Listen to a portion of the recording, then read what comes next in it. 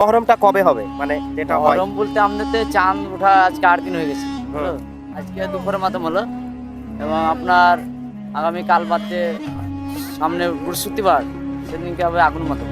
আচ্ছা। ওটা রাত্রি মাতম হওয়ার পর আমাদের এই পাড়া থেকে নতুন গ্রাম কারবলায় শুক্রবার এখানে সকাল 8টায় জুলুস বাড়াবে। আচ্ছা। এখান থেকে জুলুস বাড়িয়ে ওখানে আমাদের নতুন গ্রাম কারবলায় ওখানে তার ঠান্ডা সমাধি ঠান্ডা হবে। আজকে এই ইমামবাড়া দর্শন করার জন্য এসেছে, তো একটু ভিতরে যাব, ভিতরে কি কি আছে একটু দেখব। মুসলমানেরা মহরম পালন করে থাকেন মূলত ইসলামী হিজরি বছরের প্রথম মাস হিসাবে, এবং এই মাসে ঐতিহাসিক ও ধর্মীয় গুরুত্বের কারণে। হিজরি 61 সালে 1680 খ্রিস্টাব্দে ইমাম হোসাইন ইবনে আলী এবং তার সঙ্গীরা কারবালাতে শহীদ হন। এই ঘটনা ঘটেছিল 10 মহরম, যা অসুরা নামে পরিচিত।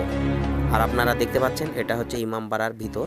ইমামবাড়ার ভিতরে বিশেষ কিছু নেই, ধর্মীয় কিছু পতাকা রয়েছে, ইসলামিক পতাকা, শিয়া সম্প্রদায়ের মুসলিমরা যেগুলো মানে সেই সব জিনিস রয়েছে। দূর দূরান্ত থেকে ভিড় করেছে আজকে ইমামবাড়ার ভিতরটা দেখার জন্য। আসলে ইসলাম ধর্মে কতটা এর তাৎপর্য আছে সেটা আমার জানা নেই, আপনারা কমেন্ট করে জানাবেন।